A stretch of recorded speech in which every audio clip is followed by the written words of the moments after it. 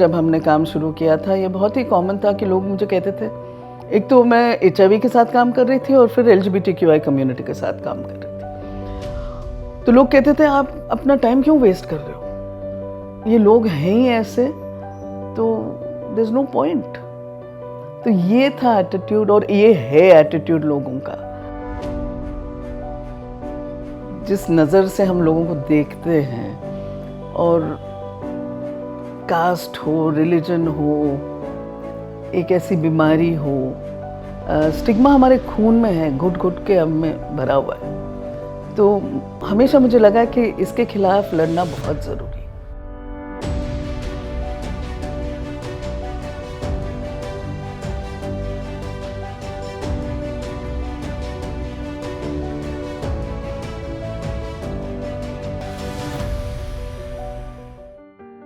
अंजलि गोपालन एक ऐसी महिला जो बदल रही हैं लोगों की जिंदगियां, वो जिंदगियां जिन्हें समाज अलग नजरिए से देखता है, वो जिंदगियां जो हैं तो समाज का ही अंग, पर आज भी उन्हें उस सम्मान का इंतजार है जिसके वो हकदार हैं।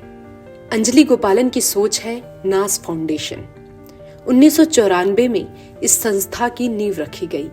नास फाउंडेशन के जरिए अंजलि गोपालन HIV के साथ जी रहे लोगों और LGBTQIA+ कम्युनिटी की जिंदगियां बेहतर बनाने की अपनी मुहिम में लगी हुई हैं। जबकि बात मैं कर रही हूँ 90s की एंड अर्ली 2000s की, उस वक्त जब किसी को HIV डायग्नोज होता था, कोई हॉस्पिटल उनको छूने के लिए तैयार नहीं होता। इसलिए हमें लगा, और ये नाज की खासियत रही है कि हमको इमीडिएटली एक्ट करना चाहिए। आप हमारे लॉज ही देख लीजिए, जो सेक्सुअल हरासमेंट के लॉज हैं, बहुत अच्छे लॉज, बहुत स्ट्रॉन्ग लॉज हैं विमेन के लिए। पर अगर कोई औरत हरास हो रही है और वो एक जो नेगेटिव एनवायरनमेंट है उससे निकलना चाह रही है, कहाँ जाएगी? क्योंकि सर्विसेज है ही नहीं। तो it's all very well to say कि हम ये करते हैं वो करते हैं, पर अगर सर्विसेज नहीं है तो लोग क्या करेंगे, कहाँ जाएंगे? आप उनको कह रहे हैं कि आप कुछ कर सकते हैं, अगर कोई ऐसे कर रहा है आपके साथ, आप ये कुछ कर सकते हैं, पर वो उनको वो कदम उठाने के लिए कुछ तो चाहिए ना, कुछ तो प्रोटेक्शन चाहिए।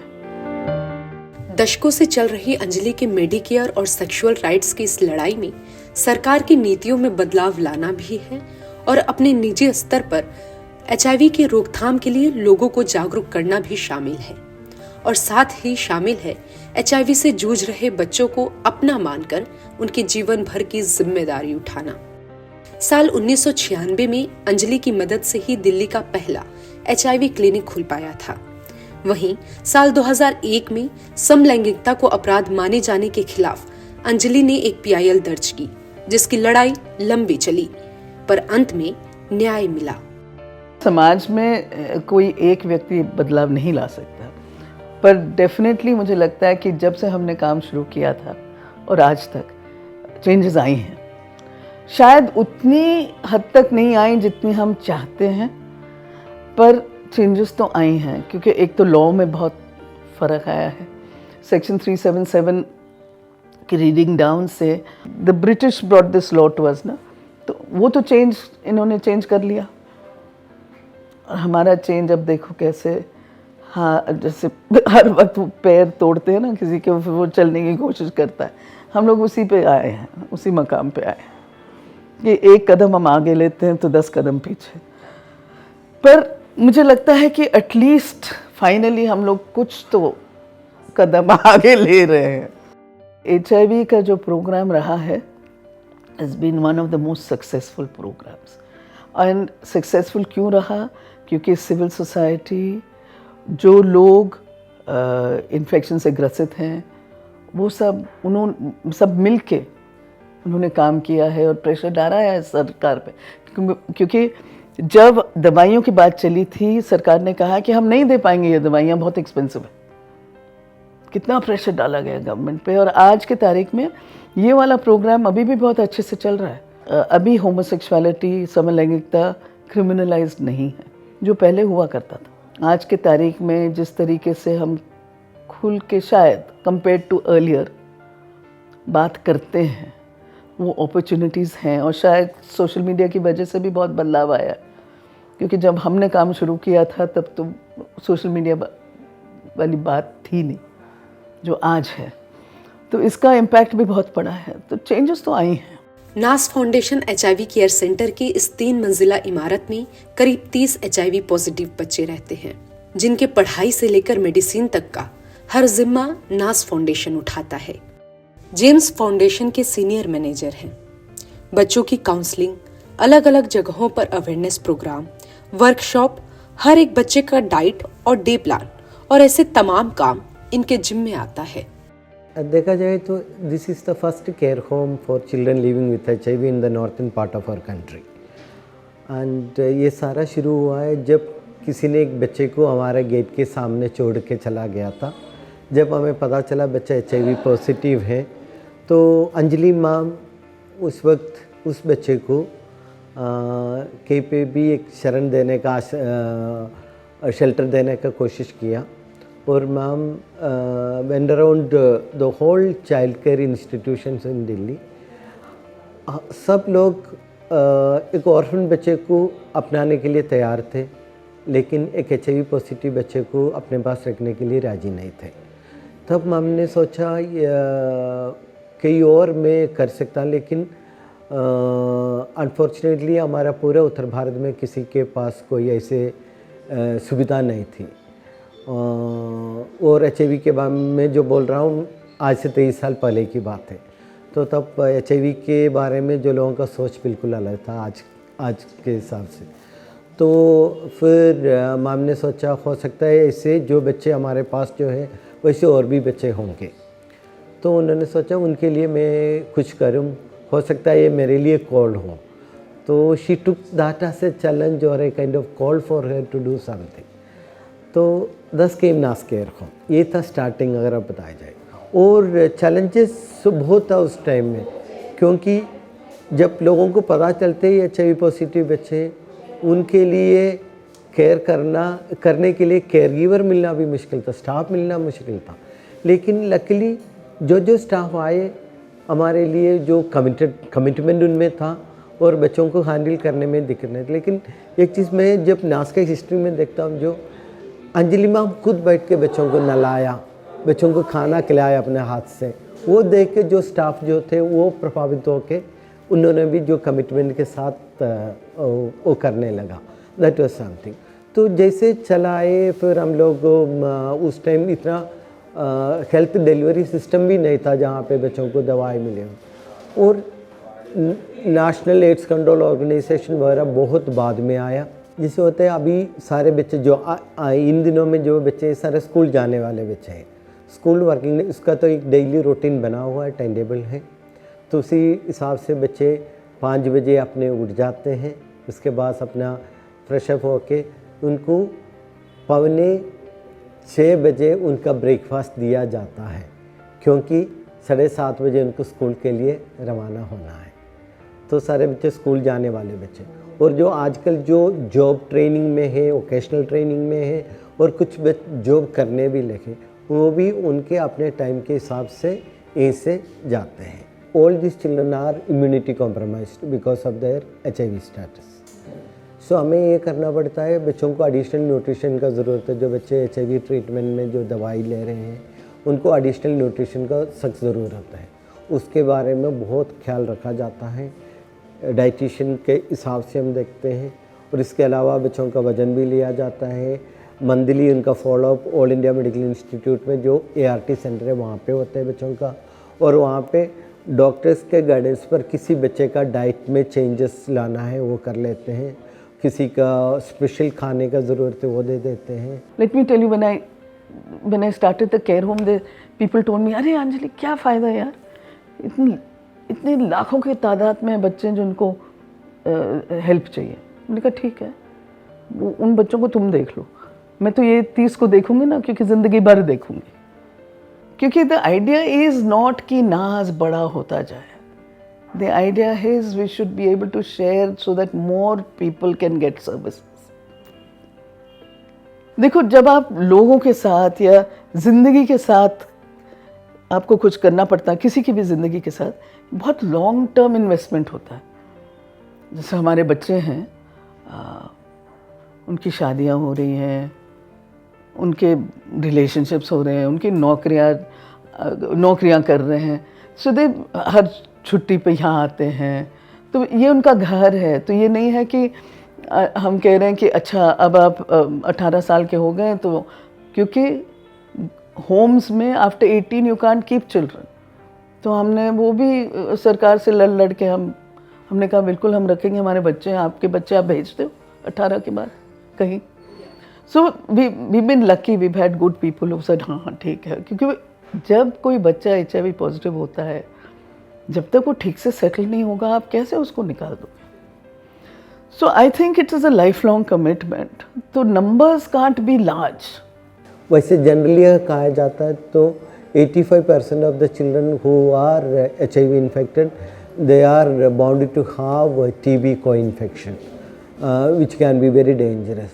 But the care and support जहाँ पे हमें कोई ऐसे केस नहीं आया, कोई बच्चे ऐसे कोई चीज़ में नहीं, ऐसे कोई चैलेंज नहीं आया।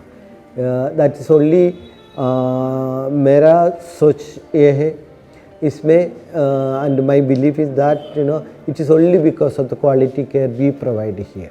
और ये खासियत नाज केयर होम का ये है, हम लोग इंस्टीट्यूशनल केयर में ज़्यादा विश्वास नहीं रखते हैं। हम लोग चाहते हैं ये बच्चों का होम है, अपना एनवायरनमेंट ऐसे बनाया गया है। टेंडेबल तो है, विदन टेंडेबल चीज़ चलता नहीं है, लेकिन जब you have more than 10 children, बिना टेंडेबल चीज़ नहीं, लेकिन उस टेंडेबल के बावजूद भी बच्चों को थोड़ा फ्लेक्सिबिलिटी है। दिसंबर 2023 में नास फाउंडेशन ने दिल्ली का पहला LGBTQIA+ कम्युनिटी सेंटर खोला, एक ऐसी जगह जहां हर लैंगिकता को सम्मान है और स्वतंत्रता भी।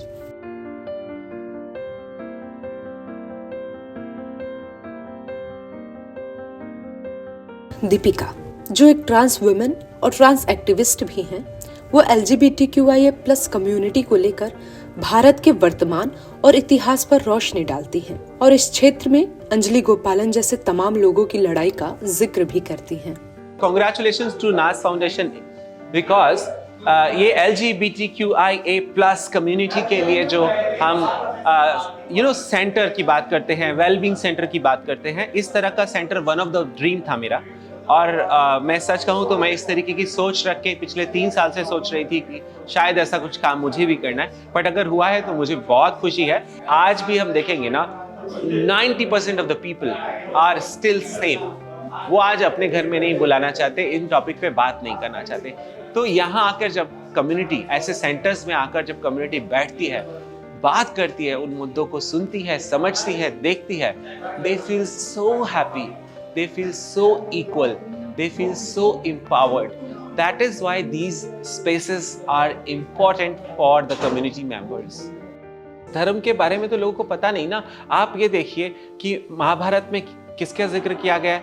पहला ट्रांसमैन जिसका जिक्र इतना ओपनली है, शिखंडी। कौन बात करता है उनके बारे में? कोई बात नहीं करता है। महाभारत, रामायण में देख लीजिए, 14 साल का वनवास। ये सब क्या इतिहास है? अरे ब्रिटिश ने आके बोला था ना, धारा 377 लगा रहे हैं, ठीक है। लेकिन मैं कहती हूं, जब वो वापस गए, उनके वापस जाने के बाद क्या हुआ? क्या हम वापस अपनी सभ्यता में आ पाए? नहीं आ पाए। इतने साल क्यों लगे कि सन 2000 में अंजलि गोपालन जी जैसी व्यक्ति को, इन मैडम को और ऐसे बहुत सारे व्यक्तियों को इस टॉपिक के ऊपर चर्चा इतने साल बाद आगे करनी पड़ी। 47 से 2000, इतना लंबा, ह्यूज 53 इयर्स का गैप। व्हाई? इस राह में अंजलि गोपालन को वो भी मिले जिन्होंने पैर खींचा, और वो भी जिन्होंने मदद और प्रोत्साहन के हाथ बढ़ाए। कितना हेट मेल आता है अभी भी। लोग इतना बकवास कहते हैं। किसी के मुंह पे आप लगाम नहीं लगा सकते, is my attitude, and I don't give a dam. 2 things. Of course, as I get older, it's easier. When I was younger, it was harder. I have to pick my battles. Either I waste my time and in चीज़ों को इनके बारे में मैं सोचूं, इन चीज़ों को value दूं या अपना काम करूं.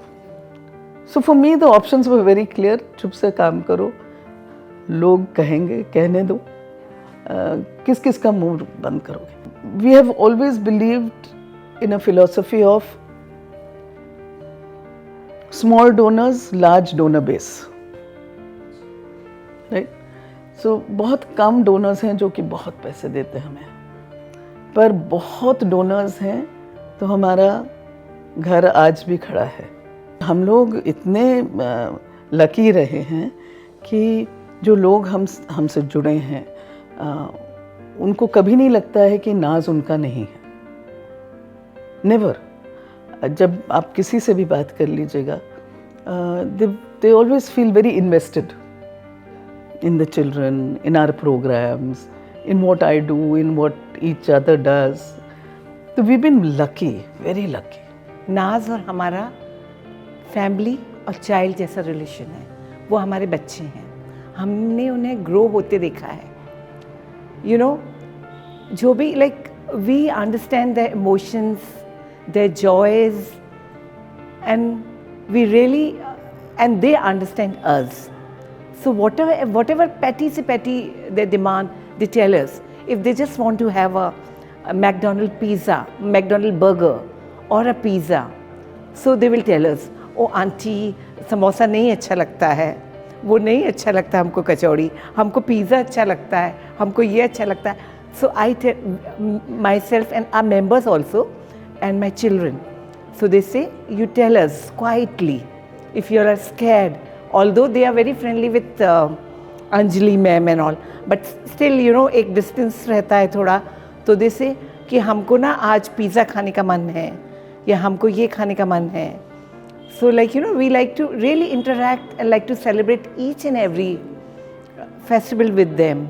They are like just our own children, and we always pray कि उनकी like अच्छी वो future हो. And they live a happy, healthy life. Inner Wheel के सारे हमारे members, they all like to come. जैसे कि उनकी birthdays होती है, anniversaries होती हैं, वो they like to celebrate with these people. उनकी birthdays भी हम celebrate करते हैं. जो भी festivals होते हैं, we like to do awareness workshops, art and craft की वो सब करना चाहते हैं उनके साथ. उनसे 1-to-1 बात करते हैं, उनके emotions जानते हैं.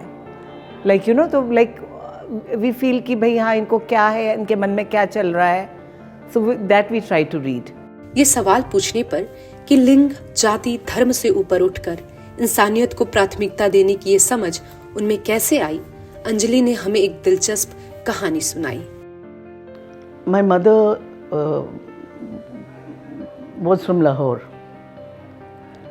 So when she partition के टाइम हिंदुस्तान आ गए तो वो अकेली आई थी. So with her mama, that's all I knew. तो हम कॉल तो बहुत सालों तक I never asked her. She said हाँ your grandparents died before you were born. But I don't know why I never asked कि उनको हुआ क्या. मैंने पूछा नहीं.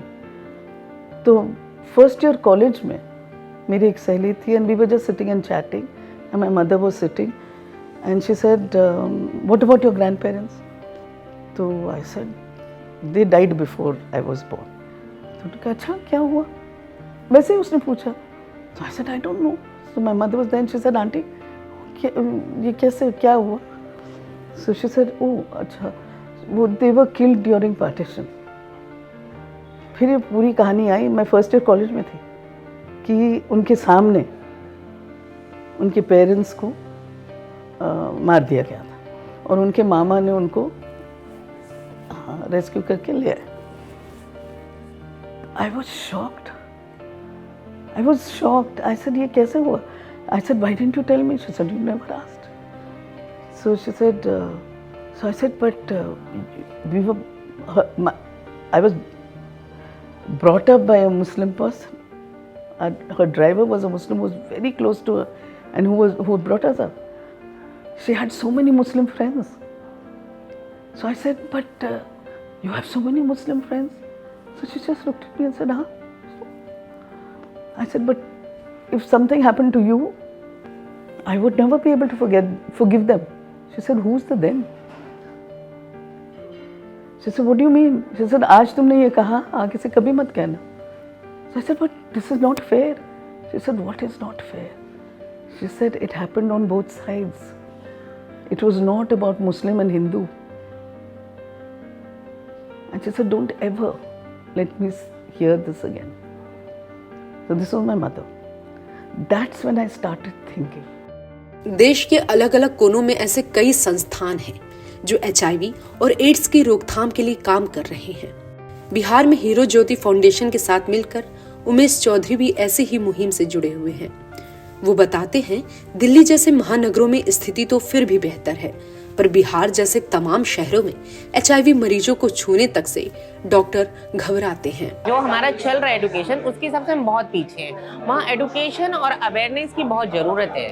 गांव के लोगों को, डॉक्टर है या टीचर है या कोई भी डिपार्टमेंट है, सबको अवेयरनेस की ज़रूरत है। वहाँ पे अभी बहुत ही बड़ा स्टिग्मा है। आप जाएंगे, मैं अभी जस्ट गया था किसी को लेकर, तो वहाँ पे वो बोल रहे थे डॉक्टर कि वहाँ रुकिए, वहीं पे रुकिए, वहीं पे रुकिए, कार्ड वहाँ से दीजिए। अरे कार्ड क्यों वहाँ से देंगे? हमारा राइट्स बनता है, आप डॉक्टर हो, हमारे लिए अपॉइंट किया गया आपको ना, हम हैं तभी तो आप यहाँ आप हैं ना। आप नहीं हमें देखेंगे तो फिर आप किस लिए हैं? बस उन्होंने मना कर दिया ऐसे कि नहीं, ऐसे नहीं हो सकता, ये शहर में होता है, हम आपकी बातें नहीं सुन सकते ऐसे। हमें बीमारी लग गई तो काउंसलर की ये बातें थी। After all we all are a product of our environment ना। हमारे एटीट्यूड्स लोगों की तरफ क्या है? अभी भी लोग कहते हैं कि भाई इनको HIV इसलिए हुआ है क्योंकि ये अपने प्राइमरी रिश्ते से बाहर गए हैं। सो मॉरल कॉनोटेशन ज़बरदस्त है कि आप बुरे व्यक्ति हैं क्योंकि आप अपनी बीवी या शौहर को छोड़ के किसी और के साथ रिश्ता रख रहे हैं। बट द फैक्ट इज कि फॉर पीपल लाइक अस, मुझे कोई फ़र्क नहीं पड़ता। मुझे लगता है it is a failure of our prevention activities if someone gets infected. I really want everyone to understand this. अक्सर लोग कहते हैं कि जब हम किसी चीज़ कुछ करना चाह रहे हैं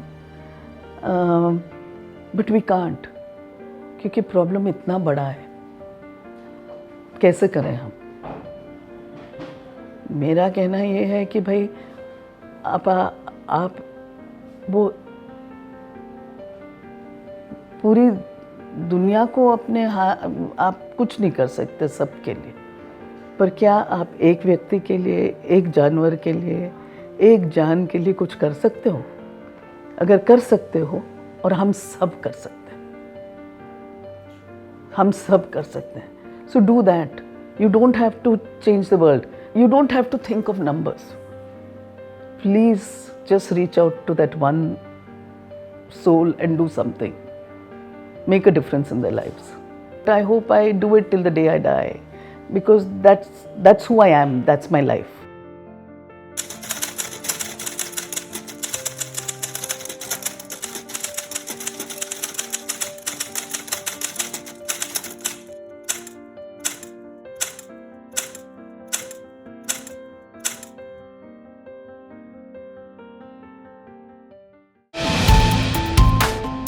जो है आपके आसपास,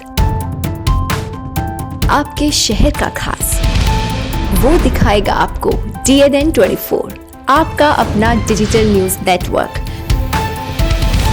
तो फिर कीजिए लाइक, सब्सक्राइब और फॉलो।